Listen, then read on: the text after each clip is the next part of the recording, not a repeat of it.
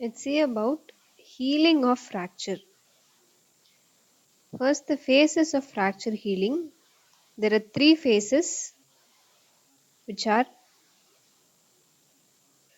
inflammatory phase, reparative phase, and remodeling phase. So these are the three phases of fracture healing. Let's see one by one in detail. First phase is inflammatory phase. In inflammatory phase, this is the first phase. So this occurs soon after fracture. Soon after fracture, there will be rupture of blood vessels leading to the formation of hematoma at the fracture site.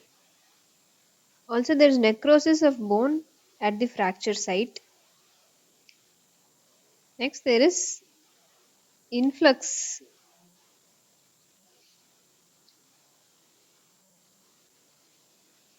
There is influx of inflammatory cells, that is neutrophils and macrophages. So that is why this is called as inflammatory phase. Next, there is neovascularization, that is formation of new capillaries and granulation tissue formation between the fracture fragments.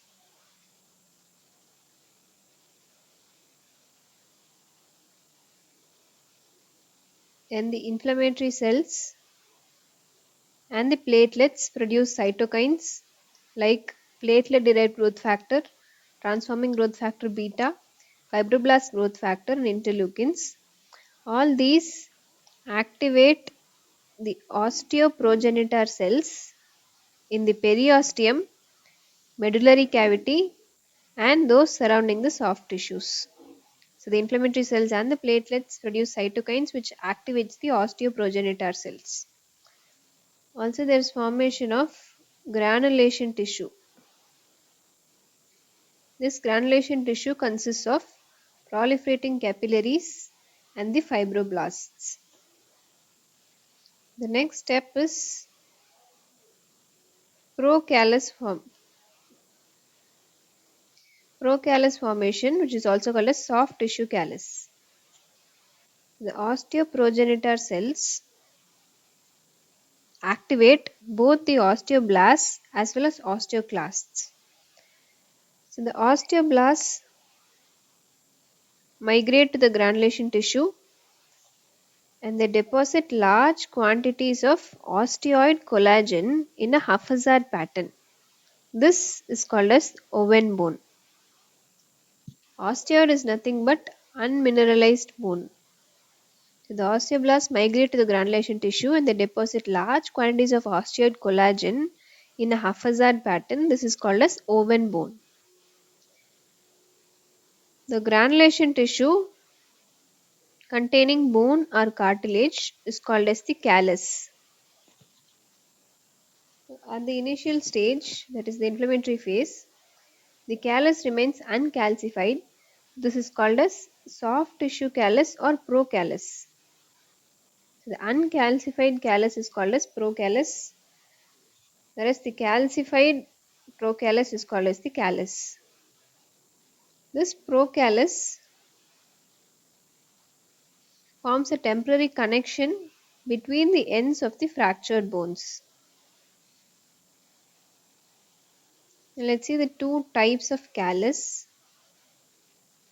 external callus and the internal callus. The external callus is found on the surface of the bone and it is derived from the osteoprogenitor cells of the periosteum. So this is external callus which has the tendency to grow inwards from the periosteum into the bone.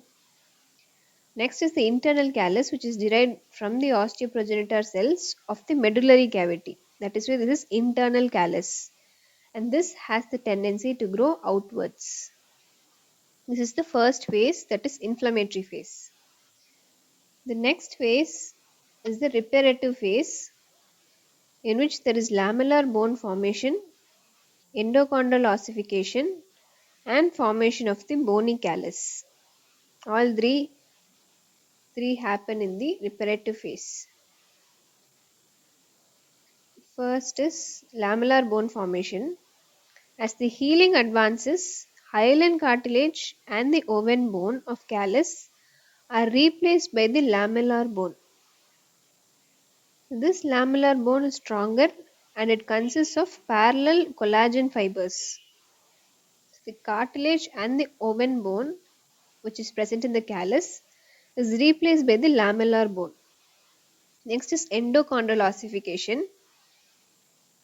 The replacement processes with respect to hyaline cartilage is called as endochondral ossification. Next is bony callus.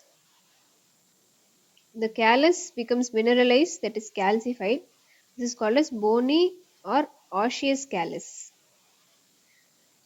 This has increased stiffness and increased strength of the callus. By the second and the third week, controlled weight bearing can be tolerated because of the formation of the bony callus. This is the reparative phase. Next, the third is the remodeling phase. The remodeling phase starts many weeks after the callus seal bone ends. The remodeling phase starts many weeks after the callus seals the bony ends.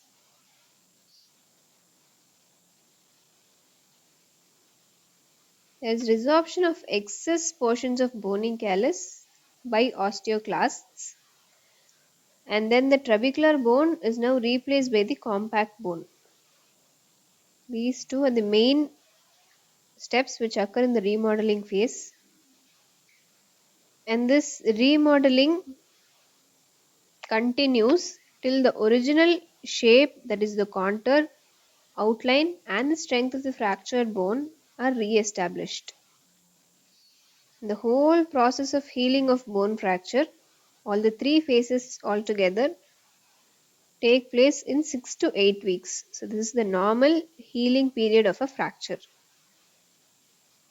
Sometimes there can be delayed fracture healing, and let's now see the causes of delayed fracture healing. There can be two causes, local causes and the general cause.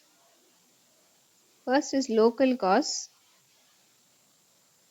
The local causes of delayed fracture healing includes excessive movement of the fractured bone during healing process, or any infection of the fractured site, severe local soft tissue injury, widespread separation of fracture ends, extensive necrosis of fractured bone, or decreased blood supply. All these are the local fractures at the fracture site which causes delayed fracture healing. Next is the general factors, which include old age, poor general health, and certain drugs like steroids. So these are the general factors which delay the fracture healing. Lastly, let's see about the complications of fracture healing. There can be three main complications. One is delayed union and non-union of fracture. So there can be delayed union or non-union of the fracture. Second is pseudo-arthrosis. So here what happens is, in non-union, excessive movement along the fracture gap causes cystic degeneration in the callus, producing false joint. So this false joint is called a pseudoarthrosis. The next complication can be large callus with deformity. The three main complications are delayed union and non-union of fracture, pseudoarthrosis, and large callus with deformity.